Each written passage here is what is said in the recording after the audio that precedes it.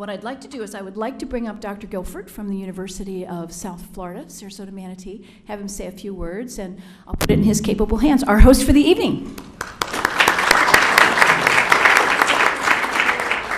Well, thank you so much, and it's so nice to see all of you here. I believe this is the second time we've hosted, and it really is our pleasure because we don't have a true arts program here. We're changing many, many things. We have many partnerships. We're adding our first freshman class starting in the fall of 2013 because we've been upper division, which means junior, senior, and graduate only.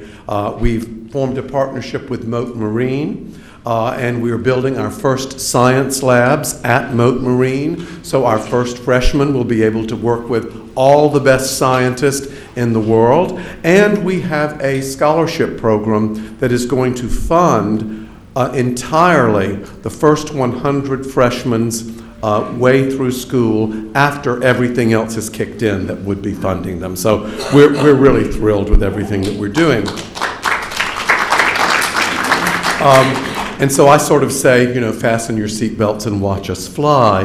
But it really is my pleasure today to welcome you here, to say I hope you will come back often, to say that at some point in the future, I hope I can stand up here and talk about a film program. I can talk about an arts program. Today in my office, we started talking about, I think we could probably do a music program relatively inexpensively. So we're beginning to look in all of those directions. But we have partnered with a number of arts groups, and so it brings me great pleasure to introduce Dr. Terry Osborne, who's the Dean of the College of Education, to tell you just in a few words about a very exciting program that we have going on with our arts program and the College of Education. So Dr. Osborne, please come up.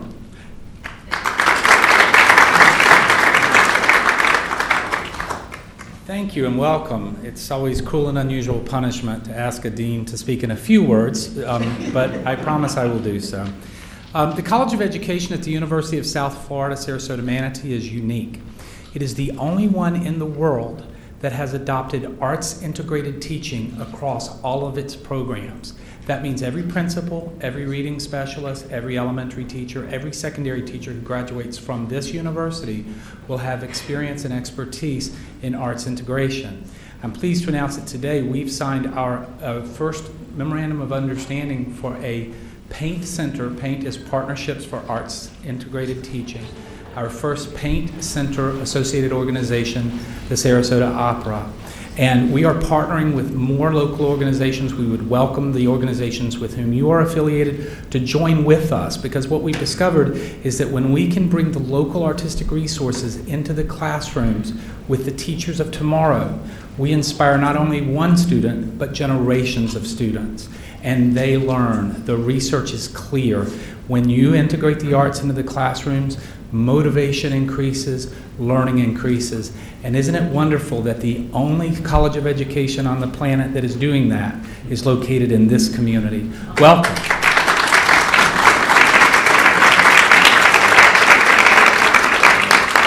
Thank you very much. And it's amazing what goes on in Sarasota County and our region in general, the whole Tampa Bay region, with outstanding education, outstanding innovative programs. And people don't expect it out of a, quote, tourist region. They don't realize what an incredibly concentrated educational community this is. So I applaud USF and all of our colleges. But moving right along, I also want to applaud the Hermitage and have them come up and say a few words, because the wonderful Hermitage retreat has made it possible for Jacquelyn Reingold to be with us tonight, and Bruce. I'm going to let Bruce tell you all about it. I'm not going to steal his thunder. But I do want to say thank you, and I do want all of you to be aware of what the Hermitage Retreat does for artists in residence, what they do for our community. They are an extraordinary, one-of-a-kind organization. The Hermitage Retreat. Thank you. Thanks, Jeannie. Dr. Guilford, thank you again for hosting this.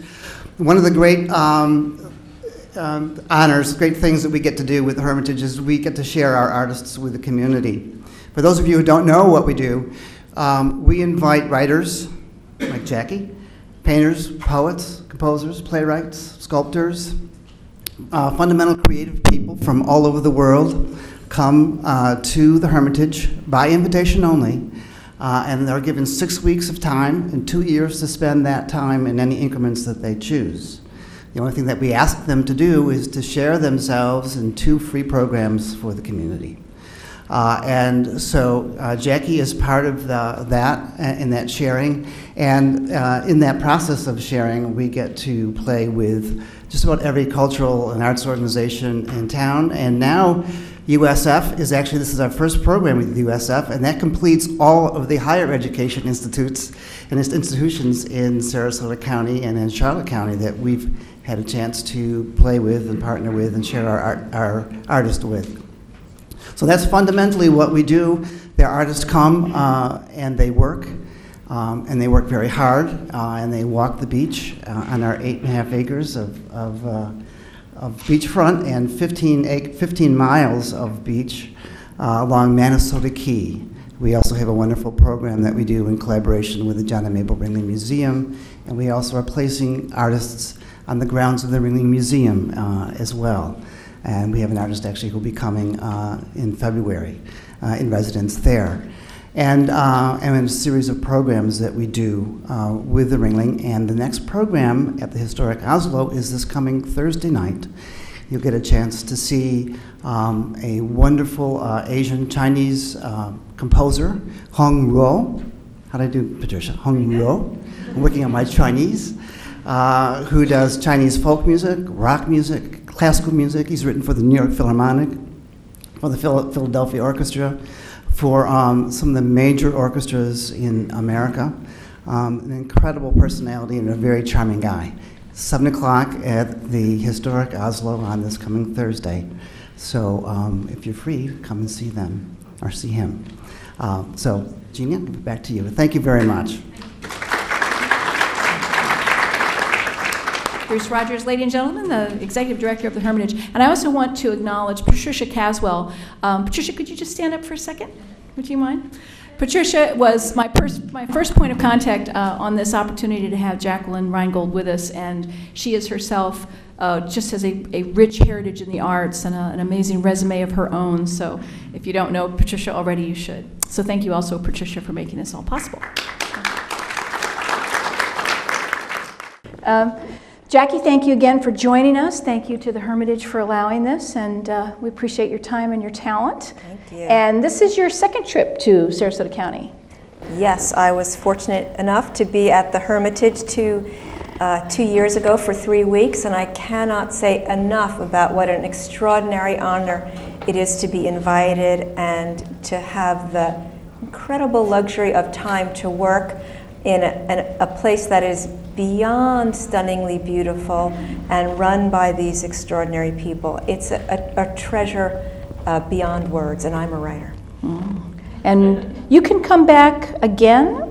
I've now used my 6 weeks over 2 years. Well, then you'll just have to come back as a guest of Sarasota County. I would just like to come back, period. What a beautiful place. Sure, and maybe we can inspire you to be, we can be your muse for a play or for a screenplay or for a television episode. Sure. Maybe you could write a script and throw Sarasota into the mix. Sure.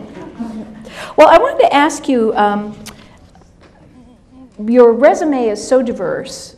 You've been a playwright, you've been a television screenwriter, you've done film adaptation, you've done teaching. Which do you like best? Oh, that's easy. My preference is playwriting because I get to write about whatever I want. So, and there are fewer rules in the writing of a play than there are probably in writing a TV show or a screenplay, though we could argue that, but for me it feels that way. So a play, I get to, I just create anything I want, and it is, and I love the theater so much, and I grew up loving the theater.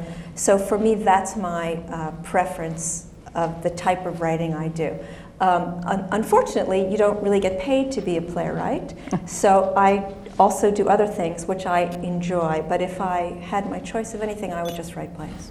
Do you know exactly how many plays you've written in your professional life? No. I don't know. And how young were you when you started? I came to playwriting somewhat late, really because my main goal was to be in the theater. That was my love. So at a certain point, I just kind of wrote a play, and it was produced and it was well reviewed, and I thought, wow, that's easy. I think I'll do that. And then I just stuck with it. I feel compelled to mention, though, that part of my love for the theater came from when I was a child and I went to summer camp every summer, and I was in plays, and I fell in love with the theater there.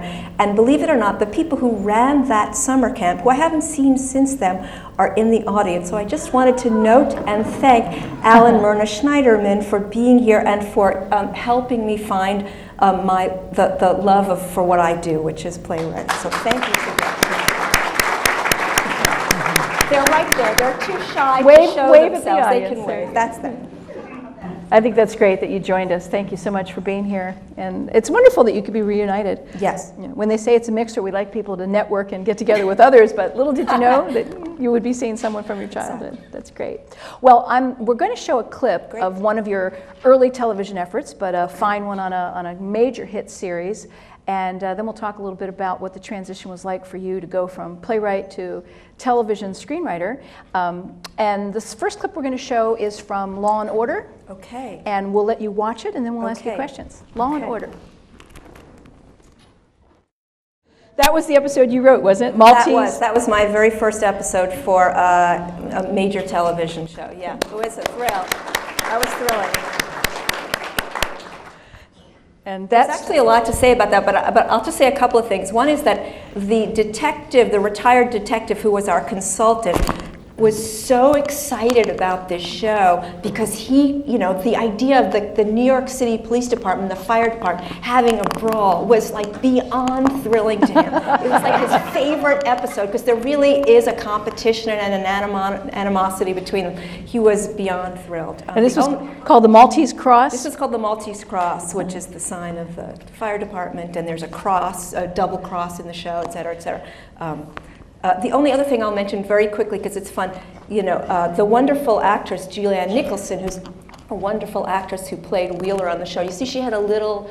So the discussion to how she had to have a delicate bruise. She had to have a very pretty bruise, and then in the next scene, he's got a big black eye, but she could only have a pretty little cut right here.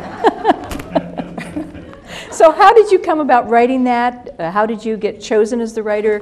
Was it your concept? Was it someone else's you had to implement? That's a good question. I don't, ideas for shows like that they come out collaboratively quite often, and I don't remember, whose idea it was to have that particular fire department story. I do have to thank, though, the person who hired me on Law and Order Criminal Intent is a playwright named Warren Light, who's also a wonderful TV writer, who is a friend of mine, in the theater. I knew him peripherally and very kindly hired me to write for this show. Or yes, I think that's accurate. He at least told me about the job opening, and ultimately I was hired.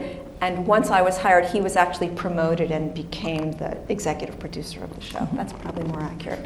But there is a crossover in New York, especially between playwrights and television writing.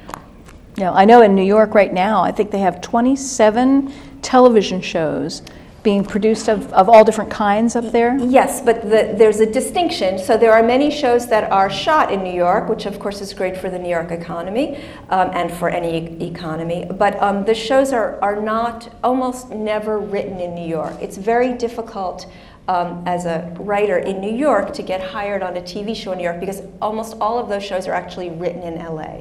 And there's a movement, which we'll see what happens, amongst writers in New York, in the Writers Guild of America East, to try to urge companies to hire New York writers as opposed to only hiring LA writers.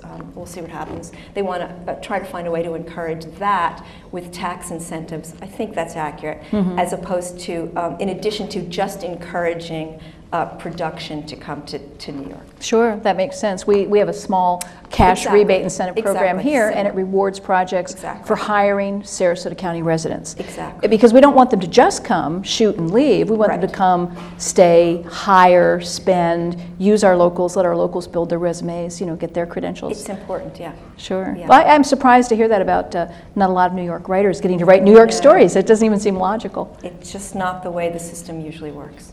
Crazy. And you stayed with Law and Order for quite a while. 2 years. I wrote for 2 years, always for Chris Noth. Many of you who watch the show probably also mostly think of Vince D'Onofrio.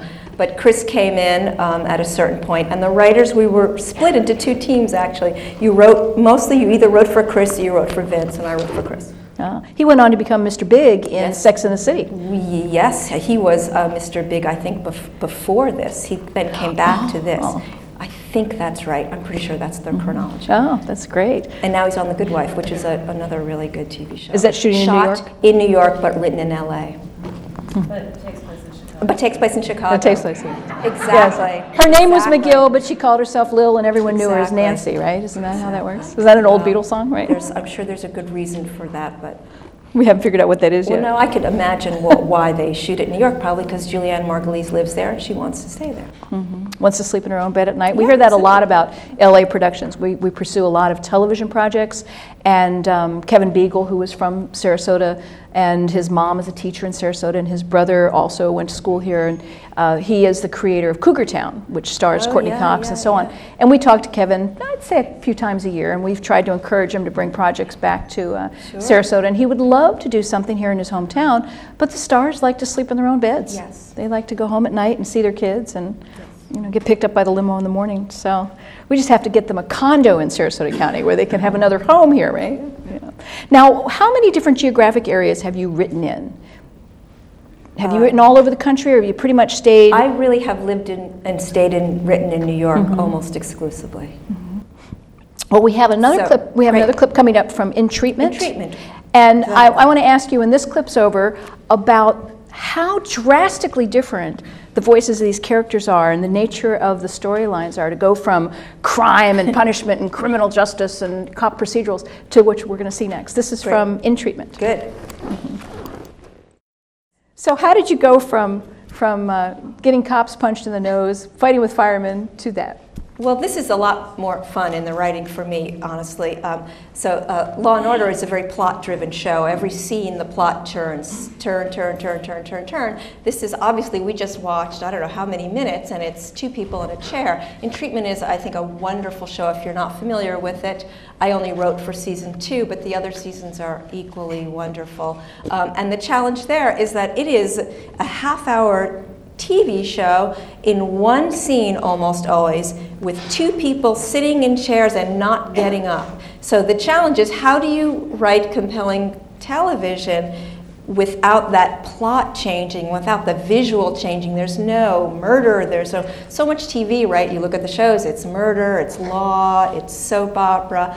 So the challenge there was how to create a dramatic story almost 100% based on character and the drama happening in the room between these 2 people, one who is a psychoanalyst and the patient. It was a wonderful challenge. I loved that, writing for that show. And didn't Hope Davis go on to win an Emmy for this? She was nominated for, She they was were both nominated for Emmys, yes. this And you season. wrote most of her character? I wrote all her episodes, yes. Wow. With with Warren Light was my boss again on In Treatment, and we worked together very closely.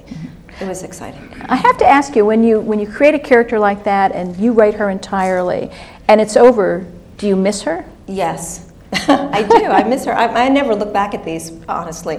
But I hear her voice, and I'm like, oh, yeah, I remember her. She was my friend. Yeah, I liked her, yeah. And she's a strong character, as you can see. She was a very, in some ways, unappealing character. But I think what saved her, which was one of my goals, was to bring humor to this show and to her character. Season 1, if you're familiar with it, didn't have a lot of, maybe any humor in it.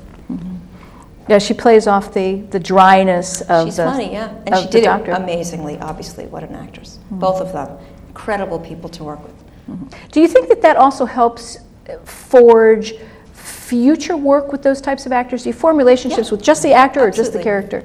Well, with the actors, I mean, I would be comfortable contacting them if I wanted to about another project. They were amazing, and you know, most TV is shot about in treatment.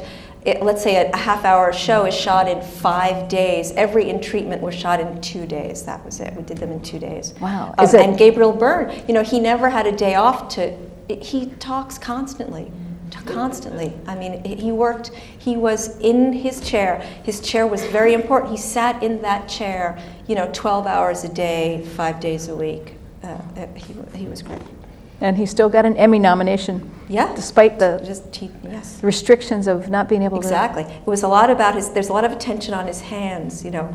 The people online would talk about his hands, and he, I assume, thought about, because he had to, what did he have to use, you know? His face, his hands, how he shifted in the chair. Occasionally he would get up, but not very often. I had a conversation by phone today with Ruth Lando. Ruth, you're in here, right? Ruth? There she is. We were talking about how an inanimate object can become a character. Denzel Washington in Flight has a scene with a minibar. Yes, I saw it. And it becomes... yes, it's hugely important because of what the movie's about. Yes. And it was so impressive to Ruth about how you made that. And I was thinking that about her food. Oh, yes. It's very, I mean, it's supposed to be very sensual, you know, the way she's digging into her coffee and her croissant and talking about it. And she's and her action in the writing is she's trying to provoke the therapist with her stories. That's really what she's trying to do. Didn't work too well. Well, you don't know. I mean, if you watch in treatment, you find out at the end of the week when he talks to his therapist how he actually was affected by his patients in his sessions. The only other thing to point out is that for in treatment, when she walked into his kitchen, huge moment, you know, because for her, anybody to go into his kitchen for that type of show, that's a giant physical statement, as opposed to, obviously, in the first clip, you know, everybody's fighting and running, and then after this, the cars pull up. And the other thing to note about the first clip is that that firehouse is just created out of, you know, a space somewhere. What they do in TV is amazing, and how fast. It was just created, and it looked completely like the real thing. I totally bought that was a genuine firehouse. It's not. It's actually a closed firehouse, so it had it had the structural elements, but it didn't have any of the items in it at all. None. So how do you go from that type of character, how do you go between those worlds? What's your process? I guess that's a question. If that's not too trite to ask, you know, forgive me for asking that, because sometimes writers will say, did you read that out of a book? But how do you go from one to the other? How do you change worlds like that? The only answer I can come up with is that it's really just about imagination. So, you know, what do I know about being a fireman? Nothing. I mean, I walked around the city and knocked on firehouses and said, can I talk to you, can I talk to you? And I got a little chat from people. But other than that, you just use your imagination. And if it needs to be accurate, like it does in Law & Order, you need to do research and call up. There are always consultants on staff for a show like that to make sure everything's accurate. Do they go through your scripts with a fine-tooth comb to catch bugs? They do, actually. And we had an amazing consultant in treatment, a man named Justin Richardson, who's a psychiatrist and psychoanalyst, who we would talk to. It was probably the most fascinating meetings we had, where he would discuss with us, you know, the diagnosis he would give your character and how he would treat her and what he would say to her. And then he would go through our scripts and say, no, I would say this and I would say this. And yet when the choice came between what was more dramatic and what was accurate, we would quite often choose the dramatic, because it is a TV, not real life. It is television. Yes. It is make-believe. Yes. Yeah. So you have some artistic license in there. Yeah, but that was great. He was extraordinary.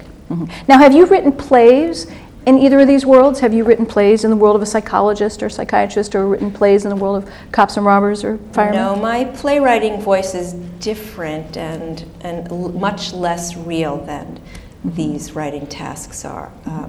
So no. I'm writing a play right now about a woman who's about a foot tall and a man who's maybe about 12 feet tall. And it has a very fairy tale, magical, though comical tone to it, which I think is nothing like these. Right, one of our leading reporters in the arts, Jay Handelman, he had asked you in his interview with you, how will you cast that? Yes, that was a great question. We would cast it with just average-sized actors, because one of the differences between theater and film and TV, I think, at least for me, is that the language would create the theatricality of the size of these characters. So it wouldn't be depicted literally, it would be depicted only in the language of the play. And in this particular play, they will change sizes. So as opposed to thinking, oh, you could do it in a movie, and I guess you could do it like that, but much more interesting to me is to address that in the language of the characters. And are you having a lot of fun with that? Absolutely, yes. And what are their names? You know, oh yes, I do know their names. I was going to think, I don't know their names. No, Tina and Eddie, those are the characters' names. Tina and Eddie. Yes. That's great. We'll look forward to hearing more about that, right? You've won awards, various kinds of awards.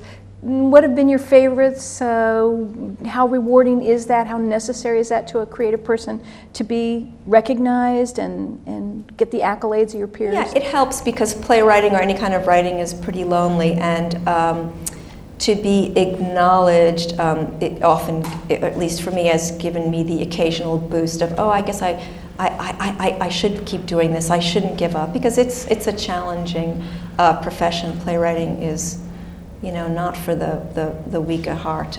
It's hard. It's hard to do. It's challenging to get produced. It's challenging to have critics come to your work. It's not easy. Have you ever wanted to give up, or have you always just been driven by that desire? I haven't really wanted to give up, no. I haven't wanted to give up. I love it too much to give up. That's good. So it's, you know, it's a desire of your heart. It's not just a job. Yes. No, absolutely. It's completely a desire of my heart, nothing really else, yeah. Do you have one project you've written that's your favorite above all else? Oh, or do you love all your children? You know, I kind of let them go, so so I don't think I could pick one out now. Do you feel you've ever written the piece de resistance? Have you ever written that one thing that's your life's ambition, or are you just working your way through the joys of? Yeah, I don't think of it that way. I just write the next thing I want to write that engages me. Because you hear about novelists so often. A novelist will say, you know, I'm going to write the great American novel, or I'm going to write my life story as fiction, and it will be the one story that no one but me can tell. So. And as a playwright, you have a lot more freedom that way. Well, I guess I just don't think in those terms, so I just write whatever tickles me, and that's a good thing. Focus on that. Great. Well, I'm going to show another clip. We have another clip here from a new television series. This has only been on one season, and we tried to get the actual DVDs, and they weren't released yet. We found out they just released them today. Yeah. So our wonderful AV guy actually is taking this from a clip on the internet. The resolution might not be as good as the others, but this is from the Smash television series called Smash. That leads up to my next question. Smash is really, it's kind of a soap opera. But it's also, you can see, this is an example of kind of soap opera writing. Yeah. But it's also a full-scale musical. Yes. And you've had a lot to do with the musical side of it too, haven't you? Somewhat, or the choreography. I helped coordinate the production of the dance numbers. And how did I take no credit for the actual beautiful dancing or the choreography, but I helped out. But you influenced it. You had a say in there. I helped coordinate. I really didn't do anything artistically for the dance numbers. That wasn't my job. And how did you get involved with Smash? Smash, again, Teresa Rebeck, who wrote the pilot and created the show and was the executive producer, is also, if many of you may know, a very accomplished playwright. And I've known her for the theater, through the theater for many years. And she kindly thought of me for the show when it came around. I noticed in Internet Movie Database that you have producer credits on this as well. Yes. On lots of episodes. Yes. And how was, in your role as a producer as opposed to a writer, how different was that for you, or more challenging, less challenging? You know, it goes together in TV. There are writers and writer-producers. Frankly, you just kind of work your way up the ladder and you get producer titles, but your responsibilities do increase. So I was often on set for some of the episodes, so I was producing other episodes that I hadn't written. Which was great. It was really exciting because it was a wonderful experience. Will you be back again for future seasons, or? I will not. There's a new writing staff on Smash. Smash will be on the air again, but the writing staff is completely different. Well, darn. That's what happened. How much did you enjoy the diversity of the Broadway musical, live theater built within a play, built within a TV show? It was thrilling and one of a kind, really. That there was original music on Smash every week and original dance numbers on Smash every week. That is much harder to pull off than it even sounds, because of the way TV doesn't stop. You know, every 8 or 9 days is another episode, so it keeps going and going. There isn't a pause in the schedule. So to get those songs written and rehearsed and the dance numbers choreographed in time to teach them to the dancers, because they actually need time to learn them, it's quite an accomplishment. Mm-hmm. I've been so impressed with the production values of Smash. Their production values are almost like a feature film. It's like a movie every single week. Yep. The lighting, the choreography, the elements of it, the layers of the production quality are amazing, really amazing. It was a learning experience. It was very exciting. Mm-hmm. And every week is different. And one week they did Bollywood. Yes. They had a fantasy sequence unbelievable in an number. Indian restaurant that turned into Bollywood. It was unbelievable. That's an incredible number, yes. Yeah. So do you think you would work on something like that again in the future if the opportunity came up, or was it exhausting? It was exhilarating. I would love to, yeah. Not too grueling? No. No. As opposed to being a playwright at the Hermitage in beauty and peace and quiet, right? I mean, it's very different. So I am blessed that I have been able to mix and go back and forth and get the TV job, and then frankly they don't tend to last that long, so then they end and then I can go back to being a playwright, and I never know if I'll get another TV job. I don't know if I will get one ever again. We'll see. I mean, you just don't know in this business ever what's going to happen next. There's no way to know. Do you think it's more short-lived on the West Coast than the East Coast, or don't you have a scale of comparison? I don't know. I mean, I just know that because I choose to live in New York, it's harder to get the jobs. That I know. Mm-hmm. But it's a geographic thing. Well, it's my home. You know, New York is my home, and it's where the theater is, and it's where I grew up. Well, I would love for you to keep us posted about how that develops with New York writers. We, as a film commission, we're doing more and more outreach to New York. We're reaching up the East Coast more often, and we've gotten involved with the New York Television Festival. We hope to have some interaction with them with this project we have each year called TV Me. It's a contest for television concepts. And we're trying to strengthen that whole East Coast corridor relationship, because it's so much easier for those projects to come to us than it is to bring it all the way across country from LA. Although we still have a great romance with LA and are courting them, nonstop. But I like the fact that kind of diversity exists in New York. That you have the Broadway elements and the live theater elements, and they seem to be integrating more and more into television and vice versa. I was just up there in October, and all along Broadway, you're seeing movies that have now been made into plays.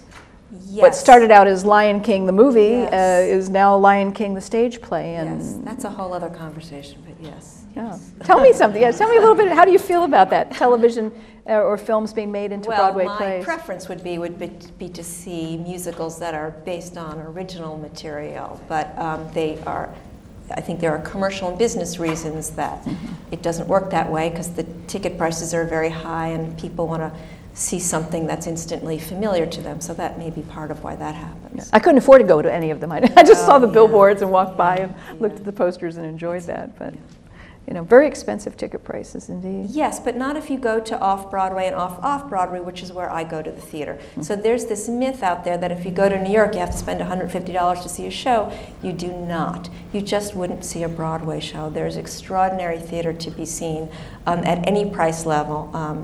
You just have to look a little harder, and you can find it. Mm-hmm. And I'm going to ask you a little bit about your adaptation of Girl Gone, not to be confused with Gone Girl. Yeah.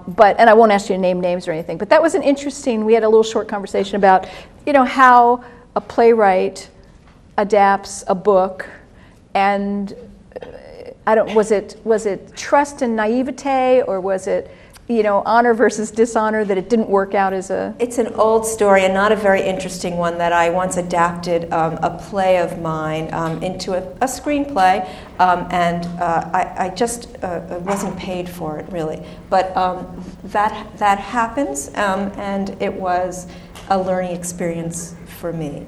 Let's leave it at that. What advice would you give to writers? Because there are many out here tonight that are writers.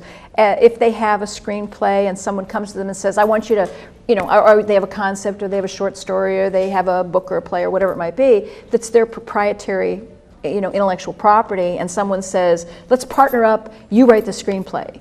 You write a 130-page screenplay. What advice would you give them? Oh gosh, I don't know. It would really depend on the situation. Put it in writing. I guess put it in writing. Get a lawyer. Register it with the WGA, which anybody can do. You don't have to be a member of the WGA to register your idea. You have to give them a small fee, I think. Those would probably be some basics. I mean, the business side is not my area of expertise, actually, but that's true of many basics. Creatives. Yeah. Many creatives have that same situation where they, they are not business oriented. Ringling College of Art and Design and USF and other colleges in the area more and more are focusing on the business side of, survival in a creative world, which is pretty interesting too. Very important, yes. Tell me a little bit about what you teach. Oh, I teach right now. The only thing I'm teaching currently is I teach television writing at NYU. So I teach 1-hour drama writing. I have taught playwriting and screenwriting, but right now that's what I teach. What do you think about our upcoming students and the writers that you're exposed to? Students, the people I teach are really just wonderfully talented and focused. It amazes me at their age. I teach graduate students and undergraduate students, but when I was their age, I didn't know what I wanted to do really. I just wanted to be in the theater, but they know, they're so focused. I'm always impressed by that, and wonderfully talented. So, and there's such good writing on TV now. There's a lot of good shows. Of course, there's a lot of terrible writing, but I'm encouraged for the future of TV writing when I see what these young people can do already, and they're still in school. Maybe we could talk to our post-secondary education facilities and have you come and guest teach down here a bit, especially since USF is looking to expand their arts and film and other things. You can actually teach TV writing, which is a wonderful, it's fun because it's a little harder to teach playwriting, but you can actually teach TV writing more easily, I think. Is it that it's more structured? Yes, you can teach the structure and certain techniques, yeah. Well, I'm going to open it up to some Q&A from the audience. I think I've bugged you enough with enough questions to get you going. So if anybody wants to ask a question, please come up to the microphone. And don't be shy just because they're going to shoot you on METV over here. Otherwise, I'm going to keep asking questions. You'll get tired of hearing my voice. Somebody had a hand back there. Maybe he wants to come. Yeah. Yes, come on up. Sure. The question I have for you is, looking back on your writing career thus far, are there any things you would do differently? And I suppose that's another way of asking, are there any mistakes that you can point out as by way of advice for us writers out here? Well, I've made many mistakes, but I guess the biggest thought is to just write more, write more. I think that would be my main thought. Write more and pay attention. I think a lot of my work has come out of from people I know, so developing relationships I think is key also. So it's about the work, the quality of the work, but it is true, it's also about who you know. Both things are true. Hi, I'm May Elise. I'm an aspiring musical theater writer, and actually planning on moving to New York in February now to start pursuing that goal more actively. I wanted to hear what you did earlier on in your career to help set you up to become a successful writer and producer as well. I would say that what I did early on was that I worked in every part of the theater. So I was an actress, I was a director, I was a casting director, I was a stage manager. I'm thinking of the other things I've done. I ran lights. So I knew everything, and I also, in New York, got to know theater companies that way. Little did I know that I was preparing myself, could have turned into anything, but that it would help me as a playwright, that I knew a lot of people in the theater, and that I knew how it worked, actually. So that would be my suggestion. Do everything and learn everything. and meet everyone. And write every day. Yes. And then squeeze in a social life and things in between. Exactly, that's the trick. And you have to make a living, so it's challenging, but worth it. That is great advice, though. I had heard that when I was in school. I had a film teacher tell me, never turn down any job you're asked to do on a film set or a television set, whatever it may be. If they say, can you run the teleprompter? Say, well, no, but I'm willing to learn. Or, can you load tape? Or can you do this? Or whatever it happens to be. Never turn down a job that, isn't going to physically harm you or isn't going to, ethically or morally offend you. Whatever that job might be, just learn, soak it up like a sponge. You become much more valuable much more quickly. Thank you. And look into, BMI and all the workshops that are in New York that are for musical theater writers. And I heard you mention you were an actress. I just was looking at my notes. I noticed that in Treatment you actually appeared as an actress. I did. I had a little part in the last week. Yes, it was a bit of a joke, but fun for me. Yes, I got to act with Gabriel Byrne. I'll try to be quick. So I was written. They gave me 2 lines to do, and I had to read them at the table, to see if I'd be good enough, and I was. And it was a great thrill. It was one of the last shows. I'm sitting there with Gabriel Byrne. I got the makeup on and everything, and he must have thought, well, I'm going to have some fun with her. He starts improvising, and I'm like, okay, I'm going to improvise with Gabriel Byrne now, and we actually had a blast, so it was fun. I think it added 1 line to the scene. Did they let you keep it in the performance? Yeah. Oh, great. Awesome. It was a thrill. I have 2 very different questions. First of all, I'm a professor of English and Communication and a former USF alum, and I'm curious about the actual writing. There hasn't really been an emphasis on that. I know you've mentioned it. Some of the scenes that were shared didn't really go into the actual writing that you teach at NYU. When you say that you're doing television writing, are you talking about descriptives about the camera, about the atmosphere, about all those other things, because there was so little dialogue? So I'm not quite sure which aspect of television writing you focus on. I know later in Treatment there was more on dialogue, but I'm kind of fascinated with that. Okay, if I understand your question, let me think if I do. So my main focus when I teach television writing is on storytelling.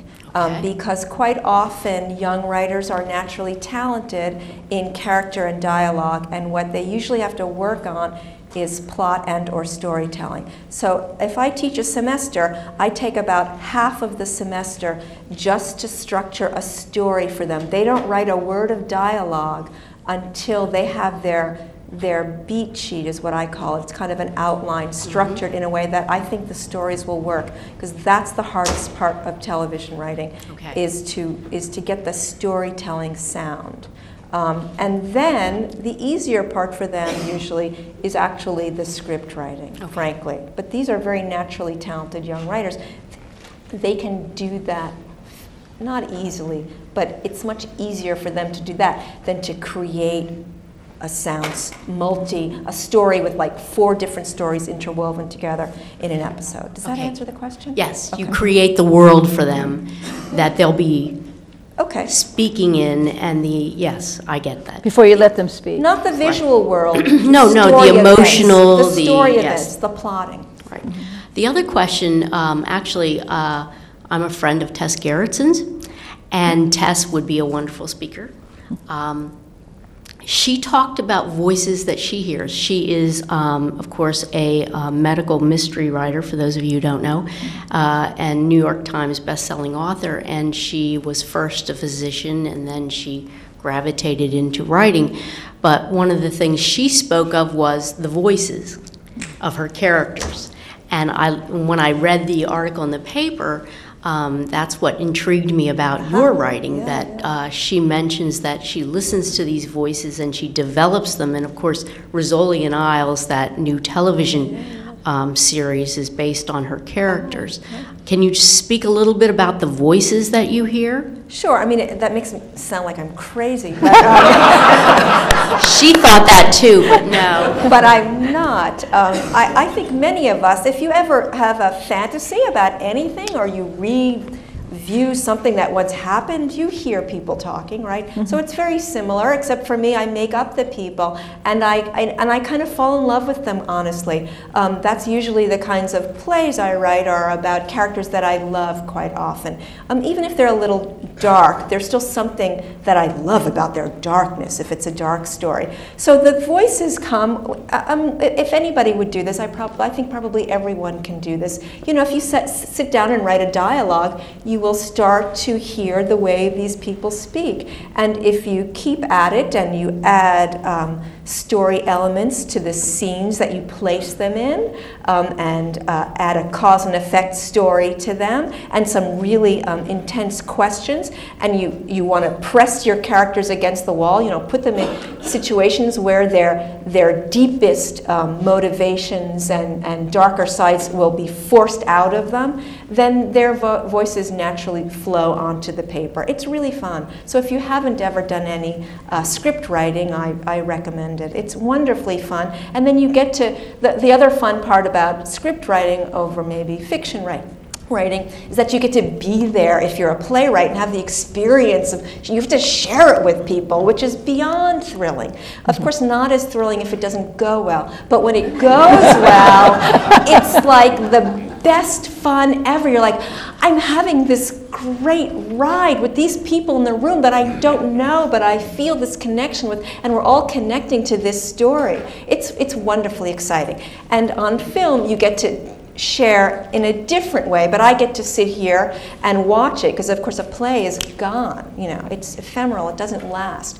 But here, I get to watch this again, and to me, this is like visiting old friends. I'm like, oh yeah, I remember them. They were my friends. I'm so happy to see them and share them with you. So, I'd just like to thank you because now I think I have a real sense of who you are and what your writing is about. Thank you for your question. Thank you. Thanks for the question. Hi there. Excuse my ignorance about things, please. but I'm not very familiar with episodic TV. All right, and I was very curious if you write organically, does one episode lead to another episode, or does you encapsulate the whole 13-week kind of thing, or does one lead to the other? Great question. All right, and I mean the other thing, it seems like episodic TV is a lot more character-driven. Yes. I mean, you kind of identify with characters rather than story, and the story kind of comes out of the characters versus a movie, which is really about the whole character arc of the person. And character arc is another thing I was curious about how that works with episodic TV. Yes, you're obviously a writer because you're speaking. Well, no, I'm a director, writer but oh, okay. Well, okay, there you go. Yeah. So I was very curious because I've never done episodic, so I was just curious how that works. Yes, well, it works in different ways depending on what the show is and who's running the show, right? Who the boss is, who the showrunner is. But ideally, the way it works is that the writers get together, led by their boss, known as the showrunner, and you plot out the arc of the season, so that everybody is in general agreement about where we're starting and where we're ending up. And you usually pick what are the big tent poles along the way that you know you need to hit so that you get to the end. And then you actually plot out each individual episode as well into story beats. So that's the concept, right? That's what is supposed to happen, but frequently it's hard to describe how chaotic it can be. This changes daily. You go to work and you hear, oh, you know, you've decided so-and-so's getting married, so-and-so's going to do this, so-and-so that, and then you hear, it's not there, they're not done, so-and-so isn't getting married. You know, it changes constantly, and you have to be incredibly flexible, and that's obviously the challenge of telling a story that has a clean arc, making sure every character has an interesting and dramatic arc, every episode has one, and TV is so collaborative that there are notes coming from everywhere, and a lot of people need to be happy with the way the stories are functioning. I'm not sure I answered that, but no, that's good. I was just and then wondering it's if it took a life of its own as it's going. It does, episodic, exactly. That happens also, and then episodic ways. Yeah. It can absolutely. Ideally, you know where you're going, but. But episodic, if you're writing though, however, like a Law and Order, no, you're just that really is episodic and not serialized. I see. So if it's episodic, which I think of as a single episode, you don't have to worry much about a season arc. A little bit usually. Okay, so would you say that TV is a little bit more of a producer-writer driven than a director-driven? Oh, absolutely. Because I've seen different directors in different episodes. Directors are jobbed in. Yeah. And the writers are there the whole time. Okay. The writer-producers are there the whole time and are responsible for the entire synthesis of the show. And the director brings in the energy and the interpretation of how he or she have a vision for that. But they just come in, 8 days for the prep and the shooting and the editing, and then they're on to their next job. Okay. On a different show. All right, thank you. Yeah. Thank you, Curtis. And I think, ladies and gentlemen, that concludes our evening. I just want to thank Jacquelyn Reingold for time.